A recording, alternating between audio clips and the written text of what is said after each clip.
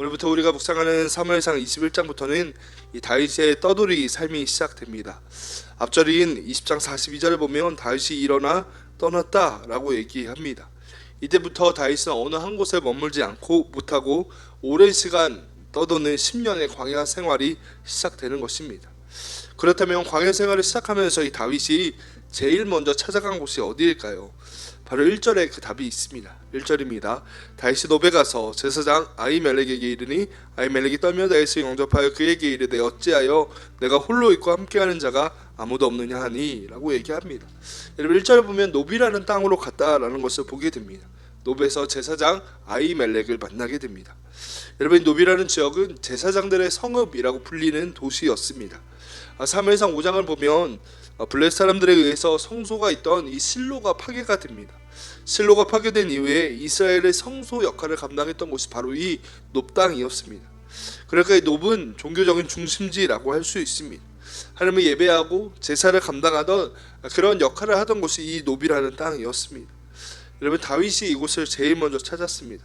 떠돌이가 되어서 도망가야 했던 다윗이 가장 먼저 찾은 곳은 바로 놉이었다는 것입니다. 여러분 다윗은 위기의 순간이었습니다. 이전에도 다윗은 사무엘이 있던 라마로 도망가기도 했었습니다.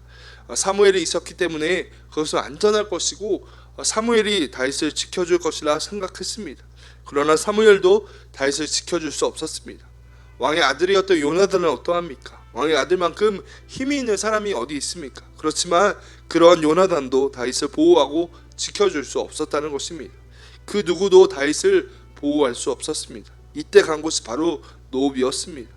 이 말은 다윗은 하나님을 다시 찾았다라는 것입니다. 모든 것을 잃어버리고 도망자의 삶이 되었음에도 다윗의 마음속에는 믿음이 있었다는 것입니다. 하나님이 여전히 나를 구원하신다. 하나님이 여전히 나를 보호하신다라는 믿음이 있기에 제사장들이 있는 그 놉이라는 땅으로 찾아가서 아히멜렉을 만나게 됐다는 것입니다. 여러분 우리는 어려움의 순간, 절박한 순간에 무엇을 찾고 있습니까? 다윗과 같이 하나님을 기억하고 그분을 찾는 사람입니까? 여러분 다윗의 상황처럼 의지할 것이 아무것도 없는 이 순간에도 언제나 변함없이 우리를 보호하시고 지키시는 분이 하나님이라는 사실을 믿음으로 고백하며 오늘도 주님을 찾는 저와 여러분들이 되어지기를 간절히 축복합니다. 여러분 이렇게 놉으로 가서 제사장 아히멜렉을 만나게 됩니다. 이 아히멜렉을 통하여서 다윗은 두 가지를 공급받게 됩니다. 첫 번째는 먹을 것을 공급받고 두 번째는 무기를 공급받게 됩니다. 먼저 3절을 보면 먹을 것을 공급받습니다. 제가 읽습니다. 3절 이제 당신의 수중에 무엇이 있나이까 떡 5덩이나 무엇이나 있는 대로 내 손에 주소서 하니 라고 얘기합니다. 여러분 도망치듯이 왕궁을 빠져나왔기 때문에 다윗은 제대로 먹지 못했을 것입니다. 며칠 걸렸는지 알 수 없으나 배가 고팠고 아히멜렉에게 먹을 것을 달라 떡 5덩이든 무엇이든지 나에게 주어 먹게 해달라고 요청을 합니다. 그때 아히멜렉이 어떻게 이야기합니까? 4절입니다. 제사장이 다윗에게 대답하여 이르되 보통의 떡은 내 수중에 없으니 거룩한 떡은 있나니 그 소년들이 여자를 가까이만 하지 아니하였으면 주리라 하는지라 라고 얘기합니다. 보통의 떡은 없고 보통 진설병이라고 얘기하는 떡밖에 없다라고 얘기합니다. 진설병은 성소 안에 있어야 하는 떡이었습니다. 제사장은 일주일에 한 번씩 그 떡을 교체하여서 항상 하나님 앞에 떡이 있도록 해야 했습니다. 그런데 일주일이 지난 이후에는 남은 음식은 거룩한 제사장의 가족들이 먹을 수 있었습니다. 아히멜렉은 이 다윗에게 여자를 가까이 하지 않았는지를 묻고 이 진설병을 주어 먹게 합니다. 다윗의 먹을 것 이것을 공급받고 있다는 것입니다. 또 하나는 무기를 공급받습니다. 8절 말씀입니다. 다윗이 아히멜렉에게 이르되 여기 당신의 수중에 창이나 칼이 없나이까 왕의 일이 급함으로 내가 칼과 무기를 가지지 못하였나이다 하니 라고 얘기합니다. 다윗이 왕궁에서 나오느라 아무것도 챙기지 못했다는 겁니다. 지금 사울의 공격과 위협을 받고 있습니다. 자신을 보호할 무기가 필요했다는 것입니다. 그래서 아히멜렉에게 묻습니다. 당신에게 칼이나 창이 없습니까? 하고 말입니다. 그때 아히멜렉은 다윗이 쓰러뜨린 사람 골리앗의 칼을 내어줍니다. 골리앗의 칼이 어떻게 여기에 있었는지 정확한 이유는 알 수 없지만 아히멜렉을 통해 그 좋은 칼을 공급받게 된다는 것입니다. 다윗은 급하게 도망치느라 음식도 못 챙겼고 무기도 챙길 수 없었습니다. 그러나 하나님은 이 노비라는 땅에서 다윗을 먹이시고 그의 필요한 무기를 공급해 주시는 것을 우리가 보게 된다는 것입니다. 다윗은 높 땅에서 충분한 하나님의 공급하심을 받게 됩니다. 아히멜렉을 통하여서 하나님이 그를 먹이시고 채워주셨다라는 것입니다. 여러분, 이것이 우리 하나님이심을 믿는 저와 여러분들이 되어지기를 간절히 축복합니다.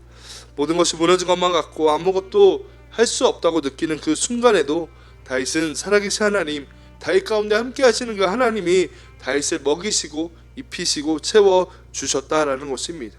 하나님은 그러면서 말씀하신다는 겁니다. 너를 버리지 않고 여전히 너를 돌보고 있다. 너의 필요가 무엇인지를 내가 너무나 잘 알고 있다라고 말씀하고 있다는 것입니다.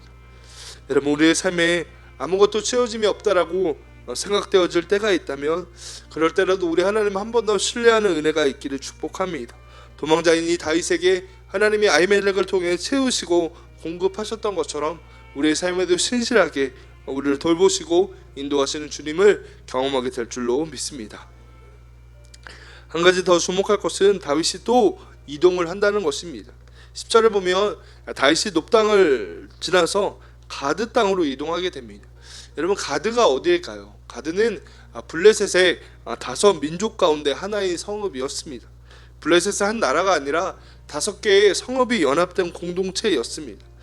블레셋은 이스라엘을 끊임없이 괴롭히고 어렵게 하던 민족이었습니다. 그런데 지금 다윗이 그 블레셋 땅으로 도망가고 있습니다. 11절을 읽어보면 이 가드 사람들도 다윗이 어떠한 사람인지를 알고 있었습니다. 다윗이 그곳에서 살기 위해 어떻게 합니까? 13절의 말씀 제가 읽습니다. 그들 앞에서 그의 행동을 변하여 미친 채 하고 대문짝에 그적거리며 침을 수염에 흘리매 라고 얘기합니다. 여러분, 살기 위해서 침을 수염에 흘리는 미친 척을 해야 했습니다. 대적인 블레셋 앞에서 다윗이 그렇게 행동했다는 것입니다. 여러분, 다윗의 마음이 어떠했을지를 묵상하게 됩니다. 다윗이 블레셋으로 가고 싶지 않았을 것입니다. 그러나 살기 위해서 대적이었던 블레셋 땅으로 가게 됩니다. 미친 척을 해야 했습니다. 살아남기 위해서 어쩔 수 없었습니다. 다윗은 스스로 왕이 되려고 한 것도 아니었습니다. 사울에게 범죄한 것도 없었습니다. 그저 그는 주어진 자리에 살아갔지만 그에게 찾아온 것은 도망자의 삶이었고 적대적인 관계에 있던 블레셋 사람들 앞에서 침을 흘리며 미친 척을 해야 했다는 것입니다. 여러분, 다윗이 얼마나 원망스러웠을까요? 자신이 선택하지 않았지만 이렇게 주어진 삶에 부끄러움과 원망스러운 마음이 있지 않았을까요? 여러분, 우리가 읽은 본문은 시편 34편과 연결이 됩니다. 시편 34편의 표제는 이러합니다. 다윗이 아비멜렉 앞에서 미친 채 하다가 쫓겨나서 지은 시라고 말입니다. 그러니까 시편 34편은 오늘 본문의 말씀을 근거로 하고 있는 다윗의 고백이라는 겁니다. 그런데 1절에 이렇게 얘기합니다. 내가 여호와를 항상 송축하며 내 입술로 항상 주를 찬양하리이다 라고 얘기합니다. 34편의 말씀을 읽어보면 다윗은 하나님에 대한 어떤 원망이나 불평을 쏟아놓지 아니하고 오히려 항상 내가 주님을 찬송한다, 내 입술로 주님을 찬송한다 라고 고백하고 있다는 것입니다. 어디에서도 하나님 원망하거나 자신의 신세를 한탄하고 있지 않다는 것입니다. 미친 척해야 했던 그 순간에도 그의 왕이었던 하나님을 예배하고 찬송하고 있다는 것입니다. 여러분, 다윗에게 하나님을 향한 분명한 믿음이 있었기 때문에 이러한 고백이 가능한 줄로 믿습니다. 여러분, 예배하는 우리에게도 이 다윗의 믿음이 있게 되어지기를 간절히 축복합니다. 하나님, 우리가 어떠한 상황이 있든지 내 입술과 내 마음에 주님을 신뢰하고 주님을 찬양하는 거룩한 은혜가 있게 하여 주시옵소서. 하나님, 미친 척하며 침을 흘리던 그 순간에도 내가 여호와를 항상 찬송한다 라고 고백했던 그 다윗의 믿음이 예배하는 저와 여러분들 안에도 있게 되어지기를 간절히 축복합니다.